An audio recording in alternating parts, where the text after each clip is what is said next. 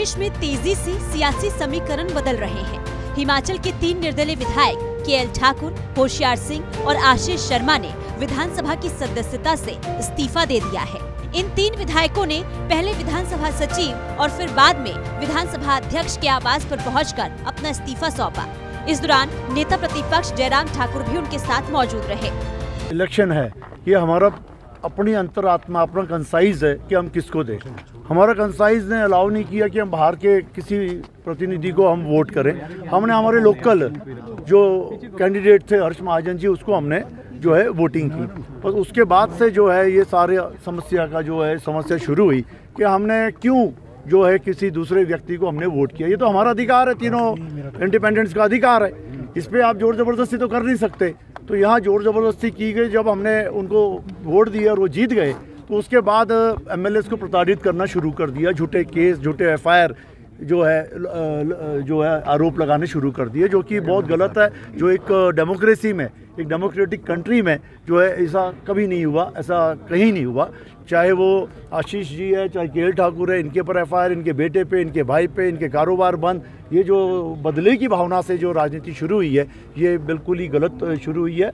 और ये सबसे बड़ा हमारा रीज़न था कि अब हम जो है इस सरकार के साथ नहीं रह सकते, नहीं चल सकते। और हम तीनों जो विधायक है इंडिपेंडेंट, हमने निर्णय लिया कि हम जो है अपना इस्तीफा देंगे और आज हमने अपना इस्तीफा दिया। बीजेपी में शामिल होंगे आप? बिल्कुल जी, होंगे। और नरेंद्र मोदी जी के नेतृत्व में, नड्डा जी के, अमित शाह जी के नेतृत्व में हम इलेक्शन लड़ेंगे और जो है अपने देश को मजबूत करेंगे, अपने प्रदेश को मजबूत करेंगे। जो पिछले लगभग 14 महीने से जो घटनाक्रम था, उसको देखते हुए अपनी स्वेच्छा से ये फैसला लिया है। कोई प्रेशर नहीं हमारे ऊपर।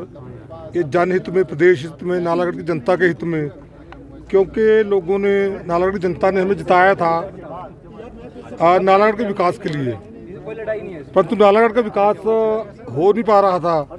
इसलिए हमने फैसला लिया है। और एक विचारधारा भी जो थी हमारी, बेशक पिछली बार भाजपा का टिकट हमें नहीं मिला था, परंतु हमारी जो विचारधारा थी वो हमारी यही है, भाजपा थी, भाजपा है, भाजपा रहेगी। इस तरह से प्रदेश में अस्थिरता का माहौल चला हुआ है, आप भली भांति जानते हैं। प्रदेश की राजनीति का जो स्तर है वो बिल्कुल गिर चुका है। माननीय मुख्यमंत्री जी बहुत ही ओछी राजनीति पे उतर आए हैं। विधायकों के परिवारों पे, विधायकों पे एफआईआरें करवा रहे हैं और वो भी बिना मतलब से झूठी एफआईआरें हो रही हैं।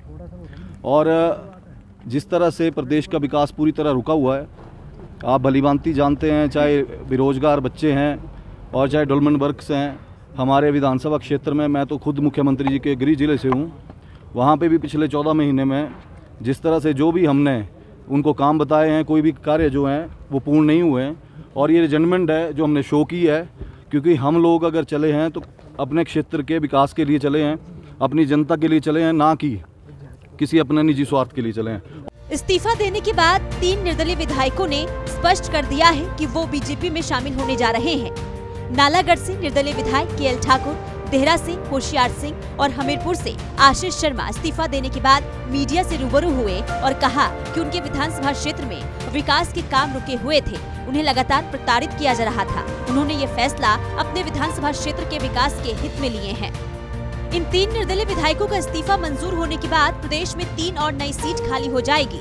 हिमाचल प्रदेश में पहले ही 6 विधानसभा क्षेत्र में उपचुनाव घोषित हो चुका है और अब जल्द ही 3 विधानसभा क्षेत्र में भी उपचुनाव की घोषणा होगी। बता दें कि हिमाचल प्रदेश में 27 फरवरी को हुए राज्यसभा चुनाव में कांग्रेस के 6 बागी विधायकों ने बीजेपी उम्मीदवार के पक्ष में क्रॉस वोटिंग की थी। वहीं प्रदेश के 3 निर्दलीय विधायक होशियार सिंह, केएल ठाकुर और आशीष शर्मा ने भी बीजेपी के पक्ष में वोट किया था। अब इन 3 विधायकों ने विधानसभा सदस्यता से इस्तीफा दे दिया है। गौरतलब है कि 1 जून को हिमाचल प्रदेश में 4 सीटों पर लोकसभा चुनाव और 6 बागी विधायकों की खाली हुई सीटों पर उपचुनाव होने हैं। ऐसे में इन 3 विधायकों के इस्तीफा देने से प्रदेश की वर्तमान में 9 विधानसभा क्षेत्र की सीटें खाली हो जाएंगी। वहीं अगर इन सीटों पर बीजेपी को चुनाव में जीत मिलती है तो प्रदेश में सुक्खू सरकार पर संकट के बादल छा सकते हैं। शिमला से अरुण उनियाल की रिपोर्ट।